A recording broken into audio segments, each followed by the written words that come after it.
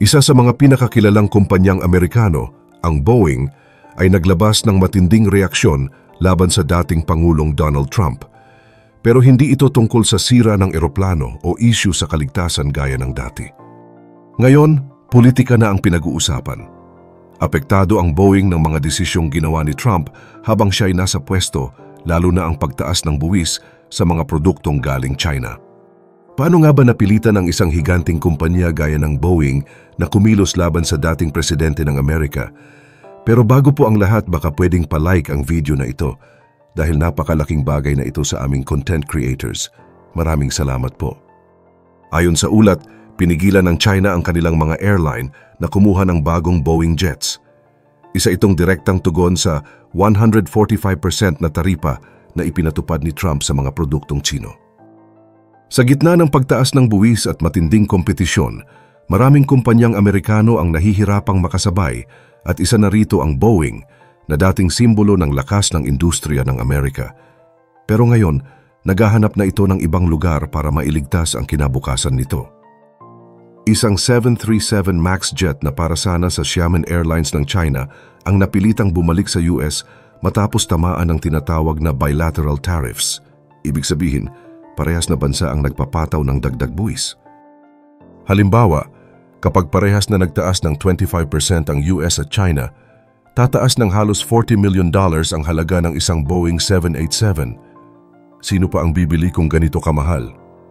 Dahil dito, inanunsyo ng Boeing na plano nitong ilipat ang bahagi ng kanilang paggawa sa Mexico. Hindi ito nakakagulat dahil pati Ford at John Deere ay gumagawa na rin ng parehas na hakbang. Bakit?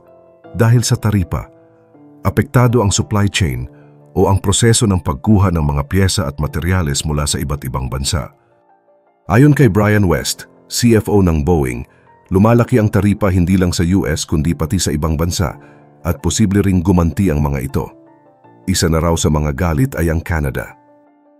Pero teka, bakit nga ba bigla na lang natakot ang Boeing ngayong dekada na itong gumagawa ng eroplano sa Amerika? Ang sagot ay ang gastos.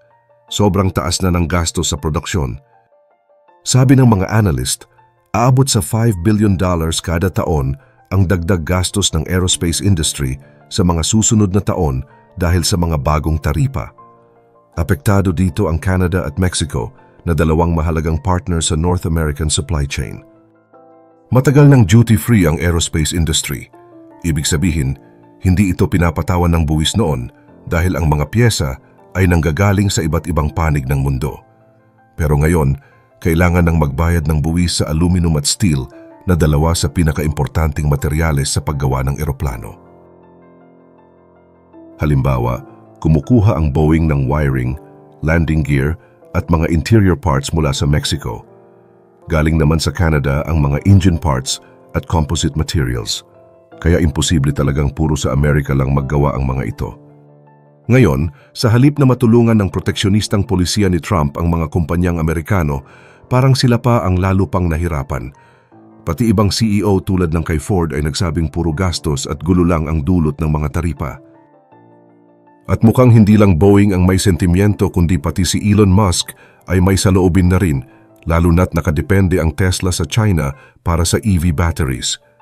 Kaya kahit si Musk nagpupush na para sa free trade o kalakalan na walang buwis, lalo na sa Europe. Ang tanong ay ganito ba talaga ang tamang paraan para maprotektahan ang lokal na industriya? O baka naman mas napapasama pa ito? Ang sigurado, ang epekto ng mga taripa ni Trump ay hindi lang basta sa politika dahil ramdam na ito sa ekonomiya, trabaho at hinaharap ng mga kumpanyang gaya ng Boeing. Ang North American supply chain na dati maayos ang daloy, ngayon ay nalilito na rin. Sa ilalim ng United States-Mexico-Canada Agreement na pinirmahan ni Trump noon, nabawasan ang buwis sa mga kalakal. Pero dahil sa mga bagong hakbang, mukhang lumalayo na rin ang mga kumpanyang gaya ng Boeing sa US para lang makaligtas. Isa sa mga eksperto sa industriya ng aerospace, si Gerald Longquist, ang nagsabi na may mga pangunahing dahilan kung bakit kalat ang supply chain ng Boeing sa iba't ibang bansa. Kadalasan, ito ay dahil sa mas murang gastos sa paggawa at mas madaling pagkukuhanan ng materyales. Ayon naman sa Chief Financial Officer ng Boeing, Maliit lang ang direktang epekto ng mga ipinatupad na buwis sa kompanya at wala pang araw ito sa 1% na dagdag sa gastos. May sapat na inventaryo rin ng Boeing para magpatuloy ang operasyon kahit may mga pinagdadaanang isyung politikal.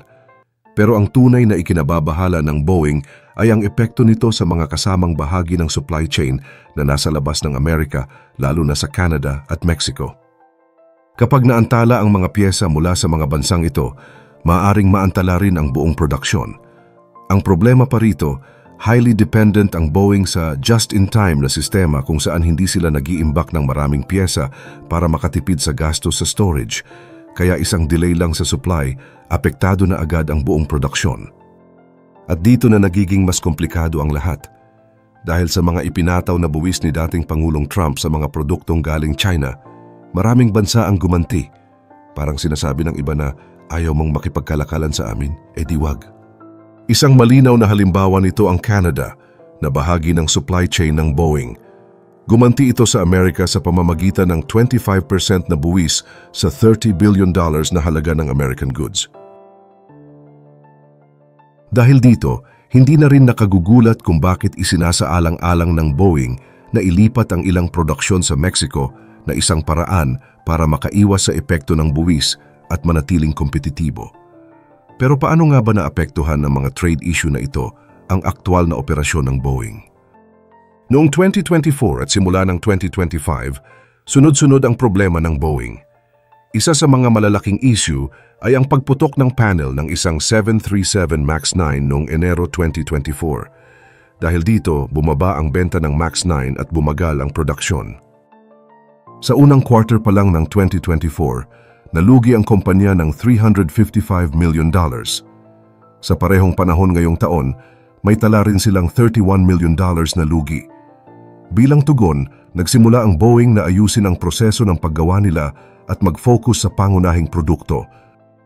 Ayon kay CEO Kelly Ortberg, noong Abril pa lang, 3 eroplano na ang inihanda nila para sa China. Pero 2 sa mga ito ay binalik sa Seattle matapos kansilahin ng mga Chinese airline ang order. Pinalala pa ito ng buwis ng China na umabot sa 150% para sa mga American goods na ganting hakbang sa 145% na buwis na pinataw ni Trump sa mga produkto ng China. Ayon kay Ortberg, 50 aircraft sana ang i-deliver sa China, pero ngayon ay napipilitan silang humanap ng ibang bibili sa ibang rehiyon. At sa totoo lang, hindi ito ang unang beses na nagkaaberya ang Boeing sa China. Mahigit 1 dekada na ang nakalipas nang magtaas din ng kilay ang gobyerno ng Amerika sa pag-export ng mga eroplano sa China dahil sa posibleng risk sa national security.